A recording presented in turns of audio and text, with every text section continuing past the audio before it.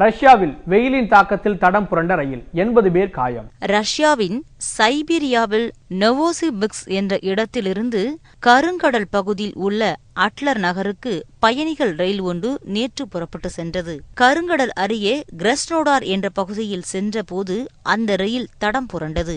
இதில் காயமடைந்த 80 பேர் மருத்துவமனைக்கு கொண்டு செல்லப்பட்டு அவர்களுக்கு அங்கு சிகிச்சை அளிக்கப்பட்டு வருகிறது. இவர்களில் 6 பேரின் நிலைமை கவலைக்கிடமாக உள்ளது. ரஷ்யாவின் தற்போது வெயிலின் தாக்கம் அதிகமாக இருப்பதால் இந்த பகுதியில் இருந்த தண்டவாளங்கள் அதிக வெப்பத்தினால் இளகி போயிருந்தன.